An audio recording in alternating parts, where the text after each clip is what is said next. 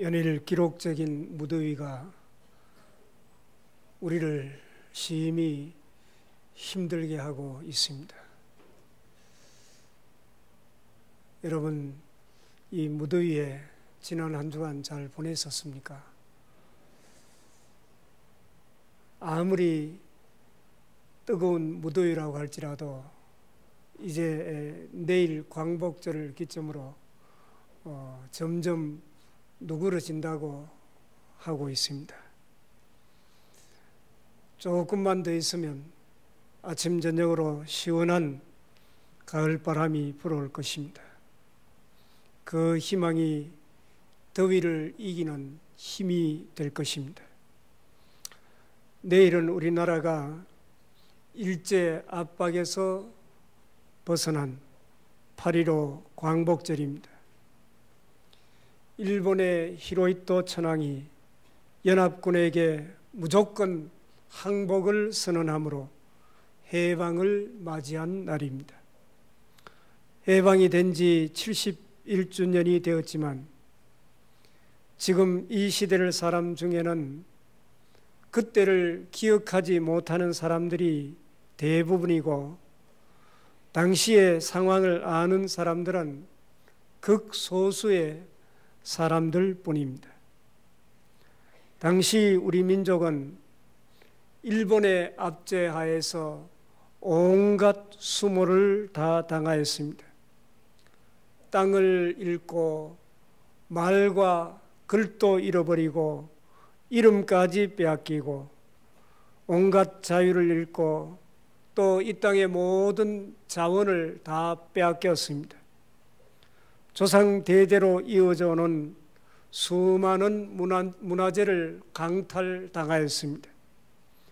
청년들은 침략 전쟁에 총바지로 끌려가고 젊은 여자들은 위안부로 끌려가기도 했습니다. 나이가 든 남자들은 징용으로 끌려가서 북해도 탄광에서 짐승만도 못한 생활 속에 석탄을 캐다가 이름 없이 죽어갔습니다. 남은 사람들도 인권은 고사하고 생존권을 짓밟힌 채 먹을 만한 식량은 공출이라는 명목으로 모조리 빼앗기고 심지어 밥그릇, 숟가락까지 빼앗겼습니다. 예배당의 종까지 떼어갔습니다. 어린아이들까지 동원하여 소나무에 관소를 따게 하였으며 짐승도 먹지 못할 콩 깻묵을 식량이라고 배급을 주었습니다. 신앙의 자유는 말할 것도 없고 신사참배를 강요하여 이에 반대하면 가차없이 잡아 온갖 고문을 다하였고 급기야는 처형까지 감행했습니다. 일제 36년간 우리나라에서 죽은 사람과 실종된 사람의 숫자는 이루 헤아릴 수 없이 많았고 재산 피해는 두말할 것도 없습니다. 그럼에도 불구하고 지금 일본 정치인들은 독도가 자기 땅이라고 억지를 쓰고 있고 자기들이 한 행동은 결코 침략이 아니라고 망언을 일삼고 있습니다. 8.15 광복절은 우리 민족사에 결코 잊을 수 없는 날이며 우리 민족사에 영원히 기념되어야 할 날입니다. 이것은 우리 민족이 일제 36년간 압제와 온갖 순환과 치욕의 굴레에서 자유와 해방을 얻은 날이기 때문입니다. 그리고 이 놀라운 기적은 바로 역사를 주관하시는 하나님이 이 민족의 울부짖음을 들으시고 긍휼을 베풀어 주신 것입니다. 오늘 본문은 이스라엘 민족이 애굽에서 탈출하여 나올 때 유월절에 대한 말씀입니다. 유대인들은 지금까지 수천 년 동안 지켜오는 유월절과 오늘 우리가 지키는 광복절과는 성서적으로 어떤 연관성이 있으며 우리는 이 시점에서 어떻게 광복절을 맞이해야 할 것인가 하는 것을 생각해 보려고 합니다. 첫째로 유월절이 오늘 우리에게 주는 의미가 무엇입니까? 하나님께서는 선민 이스라엘 자손이 애굽에 거한 지 430년 만에 그들이 고역으로 인하여 부르짖는 소리가 하나님께 상달되었습니다. 출애굽기 3장 9절에 이제 가라, 이스라엘 자손의 부르짖음이 내게 달하고 애굽 사람이 그들을 괴롭히는 학대도 내가 보았으니, 하나님이 그들의 고통 소리를 들으시고 아브라함과 이삭과 야곱에게 언약하신 대로 모세를 세워서 그들을 구원하시는 대역사를 시작하신 것입니다. 그러나 애굽의 바로 왕은 듣지 않았고 오히려 이스라엘 민족을 더욱더 심하게 학대했습니다. 그래서 하나님은 애굽에 9가지 재앙을 연속적으로 퍼부었습니다. 그러나 바로 왕은 마음이 강팍하여 모세의 그 요구를 전혀 듣지 않았습니다. 마침내 10번째 재앙인 애굽의 장자 죽음 재앙을 통하여 이스라엘 민족은 구원을 얻어 애굽을 탈출하게 되었는데, 이것이 바로 유월절입니다. 유월절에는 먼저 어린 양을 잡아 그 피를 문 좌우 설주와 위에 임방에 바르도록 명령을 했습니다. 그리고 양고기를 구워서 그 밤에 먹되 쓴나물과 무교병을 함께 먹으라고 했습니다. 그리고 허리에 띠를 띠고 신을 신고 지팡이를 들고 빨리 이제 출발 준비를 갖추라고 한 것입니다. 그러면 유월절에 잡은 어린 양은 무엇을 뜻합니까? 유월절에 사용된 1년 된 흠없는 어린 양은 분명히 하나님의 어린 양이시오 우리들의 대속의 제물이 되신 예수 그리스도를 예표하는 것입니다. 세례 요한은 요한복음 1장 29절에 보라, 세상 죄를 지고 가는 하나님의 어린 양이로다. 예수님은 죄가 없는 분이신데 우리 모든 인간의 죄를 대신하여 십자가를 지시고 죽어주신 것입니다. 마치 이스라엘 백성들이 애굽에서 구원을 얻기 위하여 죽임을 당한 어린 양과 같습니다. 양의 피를 문설주에 바른 집은 그날 밤에 하나님의 재앙이 임할 때 그 재앙이 유월 넘어가게 된 것입니다. 이와 같이 예수 그리스도의 보혈의 공로로 구원받은 성도는 마지막 심판 때 그 심판이 결코 우리에게 미치지 않고 우리를 넘어가게 될 것입니다. 유월절에 어떤 행사를 하였습니까? 양을 잡아 그 피는 문설주와 문 임방에 바르고 고기는 삶거나 날 것으로 먹지 말고 불에 구워 먹으라, 그렇게 말씀하고 있습니다. 불에 구워 먹는 것은 불같은 성령을 뜻하는 것입니다. 무교병과 쓴나물과 함께 먹으라고 했는데 이것은 그 당시에 고난을 기억하는 것으로서 오늘 우리도 예수 그리스도의 십자가의 고난을 잊지 말고 늘 기억해야 할 것입니다. 발에 신을 신고 허리에 띠를 띠고 지팡이를 잡고 급히 먹으라고 했는데 이것은 죄악의 도성에서 신속하게 탈출해 나갈 준비를 하라는 것입니다. 열왕기상 18장 21절에 엘리야가 모든 백성에게 가까이 나아가 이르되 너희가 어느 때까지 둘 사이에서 머뭇하려느냐. 여호와가 만일 하나님이면 그를 따르고 바알이 만일 하나님이면 그를 따를지니라. 베드로전서 1장 13절에 그러므로 너희 마음의 허리를 동이고 근신하여 예수 그리스도께서 나타나실 때 너희에게 가져다 주실 은혜를 온전히 바랄지어다.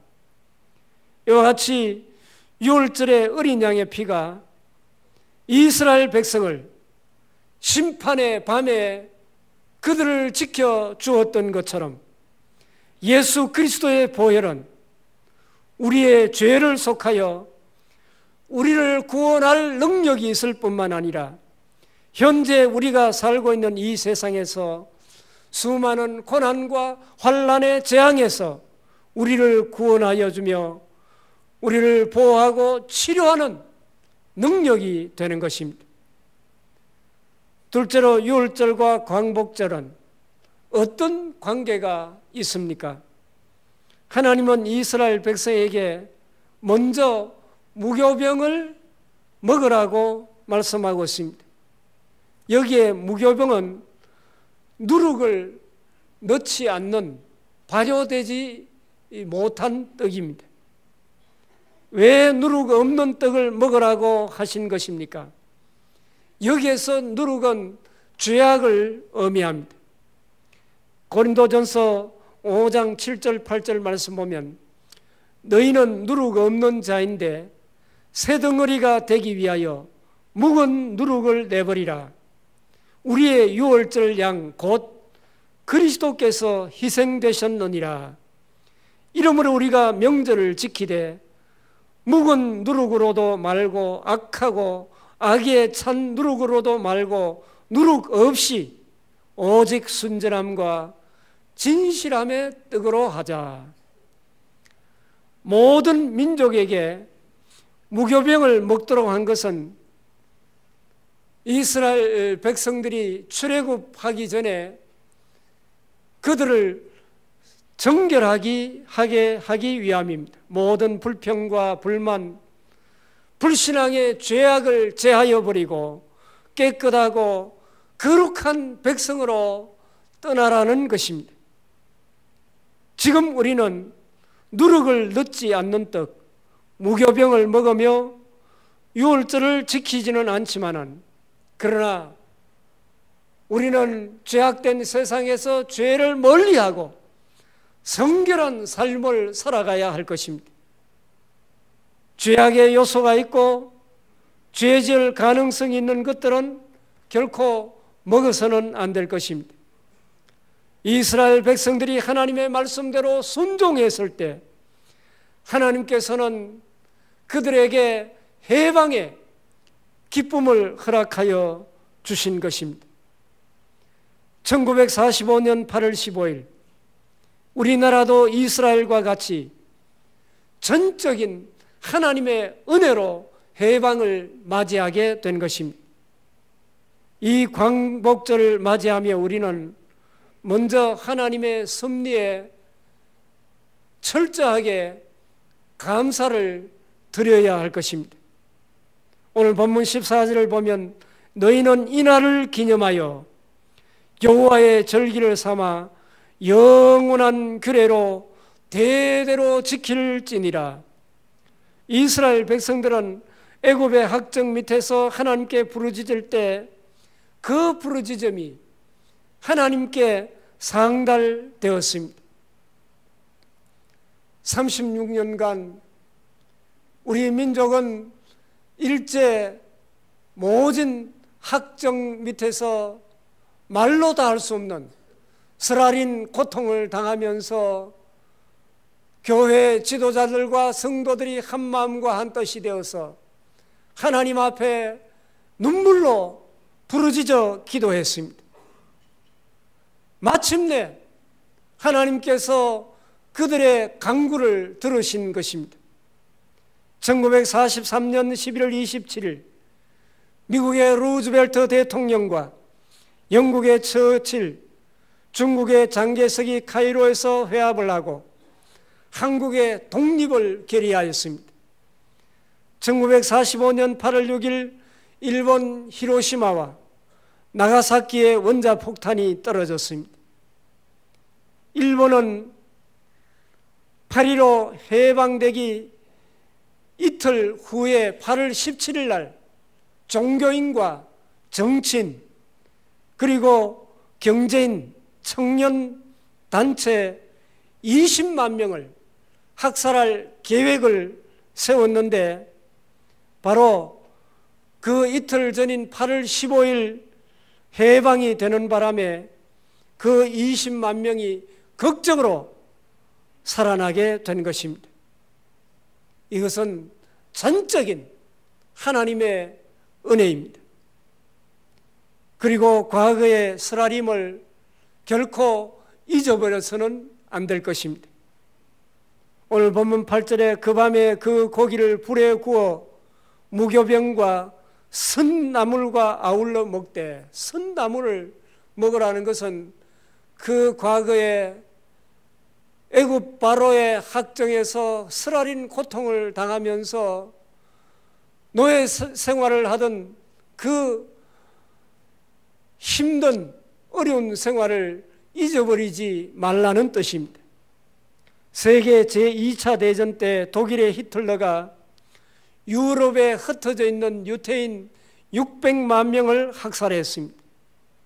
이스라엘 국민들은 다시는 당하지 말자, 그리고 용서는 하되 잊지는 말자라고 외치면서 그들은 억울하게 죽어간 600만 명의 영혼을 위로하고 후손들에게 기억시키기 위하여 예루살렘에서 수도인 텔아비브까지 고속도로변에 600만 그루의 가로수를 심어 지금도 그 죽어간 선조들의 고통을 기억하고 있습니다. 그런데 우리는 세월이 흐를수록 지난날의 기억들을 잊어버리고 있어서 안타까운 그런 생각이 듭니다. 하나님의 크신 은총으로 광복을 얻은 우리 백성들은 하나님의 은혜를 잊어버리지 말고 그 옛날 우리 조상들이 당한 그 고통을 우리는 늘 기억해야 할 것입니다. 이스라엘 백성들은 유월절을 기하여 옛 생활을 청산하고 유월절이 있었던 달을 아빕월이라 그렇게 칭하고 이 달을 해의 첫 달로 하여 새롭게 역사를 창조해 나갔습니다. 오늘 우리들도 8.15 광복절을 맞이하여 지난날의 그 부끄러운 생활과 수치를 청산하고 새롭게 출발해 나가는 계기가 되어야 할 것입니다. 그럼 세 번째로 우리가 앞으로 살아나가야 할 길이 무엇입니까? 애굽에서 나온 이스라엘 백성들은 결코 그들의 길이 평탄하고 행복한 그런 길이 아니었습니다.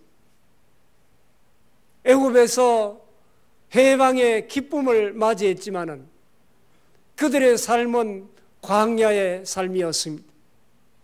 홍해의 장애물을 넘어야 했고 그 광야 사막에서 목마름과 배고픔 가운데 말할 수 없는 쓰라린 고통의 연속이었습니다. 그리고 아말렉 족속의 침략을 당하기도 했습니다. 그럴 때마다 하나님은 이스라엘 백성들과 함께하여 주셨고 낮에는 구름 기둥으로 밤에는 불 기둥으로 그들을 인도하시고 보호하시고 날마다 양식이 없어 먹을 것이 없었을 때 만나를 내려주시고 메추라기를 내려주시고 반석을 쳐서 샘물이 나게 하셨습니다. 하나님께서 기적을 베풀어 그들을 보호하시고 먹이시고 인도하여 주신 것입니다. 오늘 우리가 가는 신앙의 길, 믿음의 길에도 여러 가지 장애와 고통이 우리 앞을 가로막고 있습니다. 이럴 때 우리는 어떻게 해야 하겠습니까? 여호와 하나님을 의지하고 하나님께 부르짖어 기도해야 할 것입니다. 이스라엘 백성들이 힘들 때마다 하나님께 부르짖음으로 말미암아 하나님께서 그들의 고통과 그들의 기도를 들으시고 그들에게 은혜를 베풀어 주셨습니다. 예레미야 29장 12절 말씀 보면 너희가 내게 부르짖으며 내게 와서 기도하면 내가 너희들의 기도를 들을 것이요 너희가 온 마음으로 나를 구하면 나를 찾을 것이요 나를 만나리라. 어린 양 대신 예수 그리스도를 믿는 믿음만이 우리의 소망이며 우리의 살 길입니다. 이 나라 이 민족은 하루속히 주님께로 돌아와야 됩니다. 복음만이 이 민족을 구원하여 줄 것입니다. 그리고 애굽과 같은 죄악에서 하루빨리 탈출을 해야 됩니다. 이 땅에 얼마나 죄악이 간영합니까? 너무나도 끔찍한 사건이 우리 가운데 매일 벌어지고 있습니다. 로마서 6장 23절에 죄의 삭은 사망이요 하나님의 은사는 그리스도 예수 우리 주 안에 있는 영생이니라. 데살로니가전서 5장 22절에 악은 어떤 모양이라도 버리라고 말씀하고 있습니다. 우리는 죄에서 탈출해 나와야 됩니다. 그리고 게으름과 나태에서 탈출해야 됩니다. 잠언 6장 6절에 게으른 자요 개미에게 가서 그가 하는 것을 보고 지혜를 얻어라. 개미가 얼마나 누가 보든지 안 보든지 열심히 자기의 맡은 일을 최선을 다하여 하는 것을 본받으라는 것입니다. 로마 12장 11절에 게으르지 말고 열심을 품고 주를 섬기라고 말씀하고 있습니다. 매사에 부지런하고 우리 그리스도인들은 게을러서는 안 됩니다. 그리고 의심과 불신앙에서 탈출해야 됩니다. 이스라엘 백성들은 430년간 애국 생활에 그 쓰라린 고통에서 구원하여 주시고 바벨론 70년간 포로 생활에서 건져주신 하나님은 우리나라에 8.15 해방의 복을 주셔서 일제 36년 그 쓰라린 압박과 서름과 고통에서 해방시켜 주셨습니다. 해방을 주신 하나님은 6.25의 그 쓰라린 전쟁 가운데서도 이 나라를 건져주셨고 그 후에도 수많은 사건들 속에 역사 속에 개입하시고 간섭하셔서 이만큼 은혜를 베풀어 주셔서 세계 속에 우뚝 서는 그런 나라로 삼아주신 것입니다. 하나님은 앞으로도 온 인류의 역사를 주관하고 계실 뿐만 아니라 우리나라의 역사도 주관하여 주실 줄 믿습니다. 그러므로 하나님의 역사심에 순종하며 우리는 하나님의 뜻에 거스르지 말고 믿음으로 살 때 이 마지막 때 역사의 주인공이 될 수 있을 것입니다. 사랑하는 교회 여러분, 우리 1천만 그리스도인들은 지금이야말로 하나님 앞에 무릎을 꿇고 기도해야 할 때인 줄 믿습니다. 이스라엘 백성들이 모르드게와 에스더를 중심으로 하말의 계략에서 구출되기를 간구하며 금식하며 하나님 앞에 기도했을 때 온 이스라엘 민족이 구원을 얻고 부림절을 지킬 수 있게 된 것처럼 우리나라도 민족을 위하여 울며 금식하며 기도해야 할 것입니다.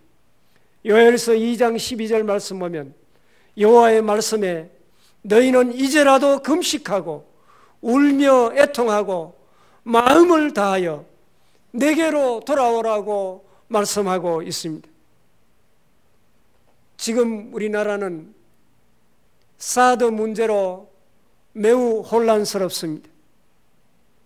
우리 노예 지역인 성주 지역의 주민들은 연일 찌는 날씨 가운데 아스팔트 위에 반대 시위를 계속하고 있습니다.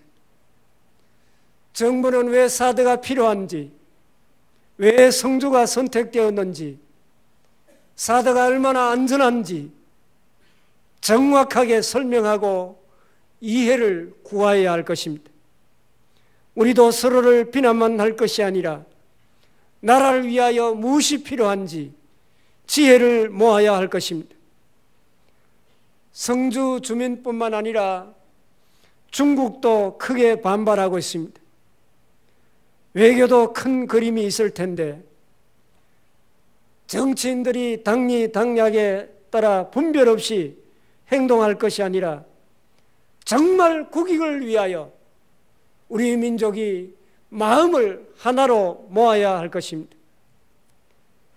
광복은 되었지만은 아직도 우리나라는 전 세계에서 유일하게 남북이 분단되어 남북한이 서로 총뿌리를 겨누며 살벌한 가운데 살아가고 있습니다. 북한은 쉴 새 없이 핵을 개발하고 미사일을 발사하며 우리를 위협하고 있습니다. 북한의 젊은 김정은이 언제 오판을 하고 전쟁을 일으킬지 매우 불안한 그런 상황 가운데 우리가 살아가고 있습니다. 그러나 강팍한 바로를 굴복시킨 하나님께서 반드시 우리나라를 구원하여 주시고 우리나라를 지켜주실 것입니다.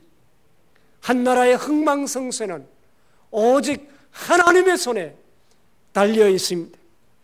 그래서 성경은 말씀하시기를 사무엘상 17장 47절에 또 여호와의 구원하심이 칼과 창에 있지 아니함을 이 무리에게 알게 하리라. 전쟁은 여호와께 속한 것인즉 그가 너희를 우리 손에 넘기시리라. 스가랴 4장 6절 말씀 만군의 여호와께서 말씀하시되 이는 힘으로 되지 아니하며 능력으로 되지 아니하고 오직 나의 영으로 되느니라.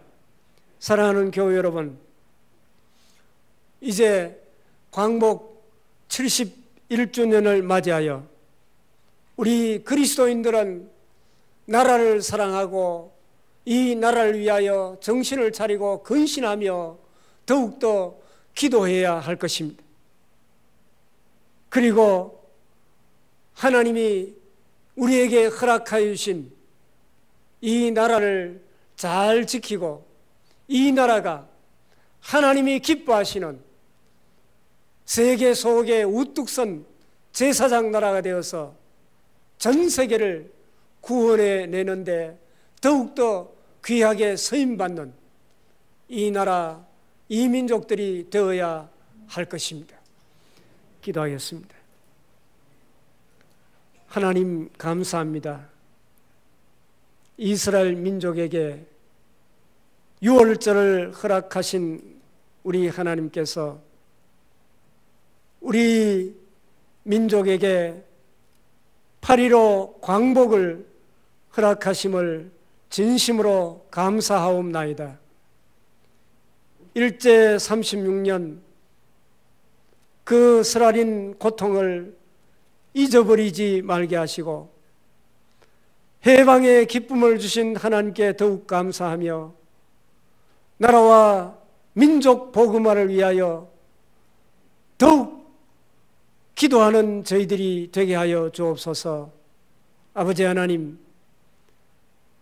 아직도 이 나라가 남북이 분단된 채 서로 총뿌리를 겨누고 있습니다. 이 나라를 언제까지 이대로 두시렵니까? 아버지 하나님, 하루속히 복음으로 평화 통일이 되게 하시고 이 민족을 통하여 하나님 나라가 온전히 이루어지게 하여 주옵소서. 예수님 이름으로 간절히 기도하옵나이다. 아멘.